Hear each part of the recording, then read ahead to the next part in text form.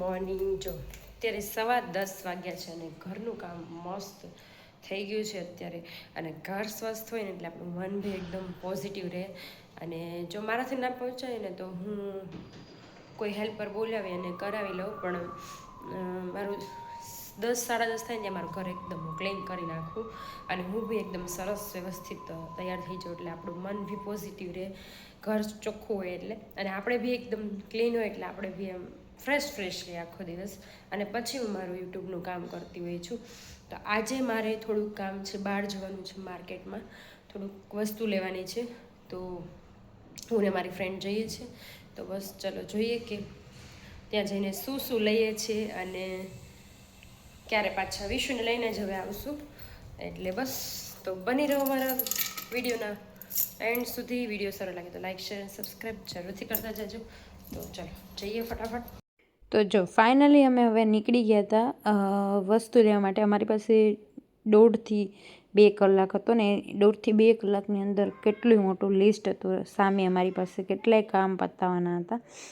તો પછી અમે બંને નીકળી પડ્યા હતા ફટાફટ લેવા માટે વસ્તુ. તો જે બી વસ્તુ લેવાની હતી એ ફટાફટ અહીંયાથી લઈ લીધી હતી અમે. જ્વેલર્સમાંથી થોડુંક લેવાનું હતું તો ત્યાંથી બી લઈ લીધું હતું. અને હવે પછી અમે જઈએ છીએ માર્કેટ, સબ્જી માર્કેટ. સબ્જી બી લાવવાની હતી કારણ કે સાંજે છે જે ભજીયાનો પ્રોગ્રામ, એટલા માટે. તો જો સબ્જી મસ્ત માર્કેટ હતી ને, આ મંડી માર્કેટ બહુ મોટી હોય છે.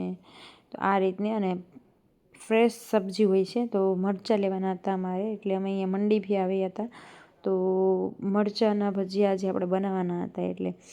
તો ફટાફટ બધું જ કામ પતાવી ફૂલ બી લેવાના હતા તો ફૂલ લઈ ઘરે આવી ગયા. વિશુને પણ સ્કૂલથી લાવવાનો હતો.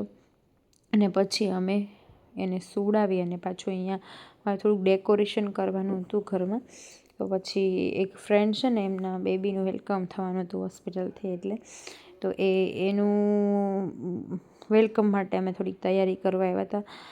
ટાઈમ નહોતો કારણ કે બીજા બી એક્સ્ટ્રા બહુ બધા કામ હતા, પણ ફટાફટ આ બધા કામ પતાવી અને કીધું કે ચલો આ કામ એક પતાવી દઈએ. લાઈફમાં છે ને હાઉસવાઈફ છે ને એના પાસે આખું શિડ્યુલ ટાઈટ જ હોય છે. 5 થી 10 મિનિટનો બી શિડ્યુલ મારે અને મારી ફ્રેન્ડ છે ને એની પાસે 5 થી 10 મિનિટનો બી ટાઈમ ના હોય, એટલું શિડ્યુલ મારું ટાઈટ હોય છે. ક્યારેક તો બધા જ કામ જો અમે બંને સાથે મળીને કરીએ ને તો આમ બહુ સારું લાગે. એટલે ફ્રેન્ડ્સ જે એવું કોઈક આપણી લાઈફમાં હોવું જ જોઈએ કે એની સાથે આપણે બધું શેર કરી શકીએ અને બધી જ રીતે મતલબ તો આપણે સાથ આપી શકીએ, એવી ફ્રેન્ડ્સ તો હોવી જ જોઈએ. તો બસ જો પછી ઘરે આવ્યા હતા અમે અને મસાલાની તૈયારી કરી હતી. એના માટે મેં સૂકા ધાણા લીધા હતા, પછી કસૂરી મેથી, હરિયાળી બધું જ મિક્સ કરીને એક એની પેસ્ટ બનાવી હતી. પછી આપણે આ ગાંઠિયા લેવાના છે, એને બી એ રીતને પેસ્ટ કરવાની છે. પછી ચવાણું પણ લેવાનું છે, એ રીતની બી પેસ્ટ કરવાની અને બધું જ મિક્સ કરી દેવાનું છે. પછી લીંબુ, મીઠું એવું બધું એડ કરી દેવાનું.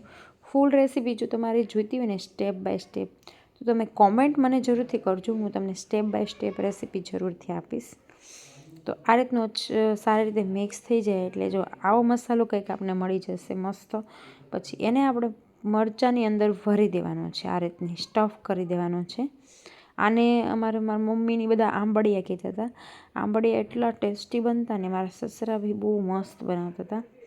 તો એના પાસેથી હું આ શીખી છું. અને આની સાથે આપણે સ્ટફ ટમેટો બી બનાવીશું, એ બી બહુ જ ટેસ્ટી લાગે છે. તમે બી ટ્રાય જરૂર કરજો આ રીતે બનાવવાની. અને જો મરચાં હોય ને એ એકદમ કડક લેવાના છે કારણ કે જો અને એની જે છાલ હોય ને એ જાડી લેવાની, તો એનો ટેસ્ટ વધારે મસ્ત આવે. એકદમ પતલા હોય ને તો ના ચાલે. આ રીતનો સ્ટફ માટેના આ રીતના જાડી છાલવાળા જ મરચાં તમારે લેવાના છે. તો જો બધું જ મસાલો જે છે ને એ મરચાંને મેં સ્ટફ કરી દીધો હતો અને આ રીતનું મસ્ત કંઈક જો લાગતા હતા. મરચાં બધા જ ભરાઈ ગયા હતા અને પછી મારે આ ટમેટાં બી કટ કરી અને ભરવાના હતા. એટલે હવે હું એ ટમેટાને અંદરથી જો આ રીતના ઉપરથી કાઢી અને આ રીતની અંદરથી છે ને એના જે બીજ હોય ને એ નીકાળી દેવાના છે આપણે સરસ રીતે. અને પછી આપણે એની અંદર બધો જે મસાલો ને એ સ્ટફ કરવાનો છે. એટલે જે મસાલો આપણો આ હતો ને એ જ કરવાનો, પણ એમાં તમારે મિરચી ખાંડીને એડ કરવી તો કરી શકો, કારણ કે આપણે મરચાંમાં ન કરી હોય, કારણ કે ઓલરેડી તીખા હોય છે મરચાં, એટલા માટે. એટલે જો આ રીતના છે ને ટોમેટોને બી આ રીતના સ્ટફ કરી દેવાના છે. એટલે એ ટોમેટો ભજીયા બી એટલા સરસ બને. આ રીતે તમે ન ટ્રાય કર્યા હોય ને તો આ રીતથી આ ટાઈપ રીતે ભરવા ટમેટાં જરૂરથી બનાવજો, બહુ એટલે બહુ મસ્ત બનશે. તો બસ જો એ રીતનું આજ તો આખું શેડ્યુલ જ ટાઈટ હતું, સવારથી લઈ અને સાંજ સુધી. પણ આપણે સવારથી જ આપણે નાહી ધોઈ ફ્રેશ થઈને ફ્રેશ રહીએ એટલે આખો દિવસ આપણો ફ્રેશ જ રહે મતલબ. તો જો ફાઇનલી મસ્ત ભરાઈ ગયા હતા. આમાં ટાઈમ અને મહેનત બહુ જોઈએ, પણ ખાવામાં બહુ એટલે બહુ ટેસ્ટી લાગે. તમે જ્યારે ટાઈમ હોય ને ત્યારે જરૂરથી ટ્રાય કરજો આ રીતનું. અને પછી બનાવવાની હતી કેકનું પ્રીમિક્સ હું લાવી હતી, અને એને આપણે કેકના પ્રીમિક્સમાં કંઈ ના કરવાનું, થોડું બેકિંગ પાવડર નાખી અને થોડું સનફ્લાવર ઓઇલ નાખવાનું અને મિક્સ કરી અને પછી એને કેક ટીનમાં મૂકી દેવાનું હોય છે, કારણ કે આ કેક વધારે મસ્ત બને એનું. અને આપણે જો બધું બનાવવા જઈએ ને તો ટાઈમ લાગે, પણ મારી પાસે ટાઈમ નહોતો એટલે મેં પ્રીમિક્સ જ મંગાવી લીધું હતું. અને એ રીતની આપણે બેકિંગ પાવડર જરૂર પૂરતું એડ કરી દેવાનું, અને પછી આપણે મસ્ત ઓઇલ જે રીતનું જેટલું નાખવું હોય એ ઓઇલ નાખી દેવાનું, અને પછી આપણે મિક્સ કરી અને પછી આપણે એક કેક ટીનમાં ટ્રાન્સફર કરવાનું. આ કેક જે છે ને એ બાળકો ખાય ને તો મતલબ કંઈ થાય નહીં, બાકી બહારની કેક તમે લાવો અને એ ખાય ને તો પછી બાળકો બીમાર પડી જાય, કારણ કે એની અંદર સેક્રીન હોય છે. તો બાળકોને ઈચ્છા હોય ને તો તમે ના પાડો, પણ આ રીતની કેક ખરેખર જરૂરથી ટ્રાય કરી અને બાળકોને ખવડાવજો. કારણ કે માસીનો બર્થડે હતો એટલે આપણે કેક તો બનાવવી જરૂરી જ હતી, એટલે કેક આપણે બી બનાવી નાખી હતી. અને કેક આપણે બની જાય ને પછી આપણે બીજા 2-3 ઘણા કામ હતા. આજે તો કામ એટલા હતા ને કે વાત જ જવા દો. છતાં પણ થોડોક કામની વચ્ચે બી થોડોક ટાઈમ કાઢી અને આ વિડીયો બનાવી, તાકી તમારા સુધી બધી રેસીપી અને બધું જે રિયલ મોમેન્ટ્સ હોય બધી દિવસની એ બધી શેર કરી શકીએ. અને ઘણાના ઘરની અલગ અલગ રીત ને બધું હોય છે, તો હું તમારી સાથે બધું શેર કરું છું. તમને સારું લાગતું હોય તો કોમેન્ટ કરજો, ના સારું લાગતું હોય તો બી કોમેન્ટ કરી શકો છો કે આ વસ્તુ નથી સારી એમ. તો બસ હું એક મારી લાઈફમાં એક અલગ મેમરી બનાવવા માગું છું. એક હાઉસવાઈફ હોય તો એનું કોઈ ઇમ્પોર્ટન્સ નથી હોતું, મતલબ કે એ તો એમ જ કે ખાલી હાઉસવાઈફ જ છે. એટલા માટે આપણે કંઈક કરતા હોય ને તો આપણે આમ એક અંદરથી પોઝિટિવિટી ફીલ થાય કે ના હું બી કંઈક કરું છું એમ. એટલે એ રીતનું છે. તો સપોર્ટ જરૂરથી કરી દેજો તમે. યુટ્યુબમાં મારા 1K સબસ્ક્રાઈબર મારે 2 મંથની અંદર કરવાના છે, તો તમારો સપોર્ટ હશે તો જરૂરથી હું અહીંયા સુધી પહોંચી જઈશ. તો બસ લાઇક, શેર એન્ડ સબસ્ક્રાઈબ કરવાનું બિલકુલ નહીં ભૂલતા. અને પછી જો આપણે લોટ દોઈ અને મરચાં બી મસ્ત પાડવાના ચાલુ કરી દીધા હતા, કારણ કે બધા જ ગેસ્ટ આવી ગયા હતા આપણા, એટલા માટે.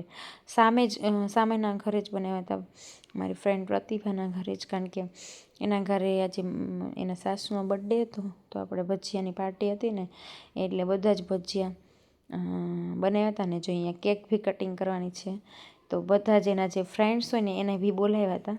અને અહીંયા એ મમ્મીને પપ્પાને બેસાડી અને કેક કટ કરી હતી. તો એ લોકોને મતલબ સારું લાગે કે ભાઈ આપણે બધા સેલિબ્રેટ કરતા હોય તો એ લોકોને બી કરવો જોઈએ. મેં લાઈફમાં એ ટાઈમમાં તો એ લોકોએ કાંઈ ના જોયું હોય, પણ આપણે બધું કરીએ તો એને ખુશી થાય. અને પછી બધા માટે ભજીયા અલગ અલગ બનાવ્યા હતા, મેથીના, મરચાંના, ટમેટાના, તો અલગ અલગ બધાને ખવડાવ્યા. બહુ જ બધાને ભાવ્યા હતા. તો બસ આજનો દિવસ તો અમારો આટલો બિઝી જ રહ્યો હતો, કારણ કે સવારથી લઈ અને સાંજ સુધી કન્ટિન્યુ આમાં જ હતા. પછી ભજીયા ખાઈ લીધા ને પછી આપણે આજે કેક હતી, કેક અને આપણે આઈસ્ક્રીમ એ રીતનો ડેઝર્ટ આપીશું, કારણ કે આજે બ્રાઉની બહુ ખરેખર ફાઇન બની હતી, મસ્ત બની હતી.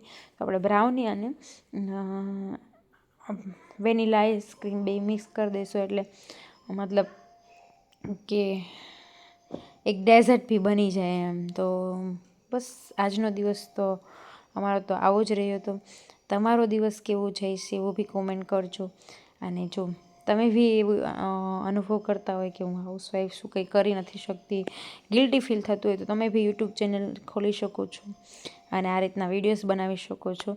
તો બસ આજના માટે આપણે આટલું જ રાખીએ. નેક્સ્ટ વિડીયો તમને કયા ટૉપિક પર જોઈએ છે એવો બી કોમેન્ટ કરજો. જોકે મારી રૂટીન લાઈફના વિડીયોઝ તમારામાં શેર થતા હોય છે, તો બી પણ હું રેસીપી બી તમને કોઈ જોઈતી હોય તો મને કોમેન્ટ જરૂરથી કરજો. બસ આજના માટે આપણે આટલું જ રાખીએ. મળીશું આપણે નેક્સ્ટ બ્લોગમાં. તો ત્યાં સુધી આવજો. લાઇક, શેર એન્ડ સબસ્ક્રાઈબ કરવાનું બિલકુલ નહીં ભૂલતા. મળીશું નેક્સ્ટ બ્લોગમાં. બાય બાય, આવજો.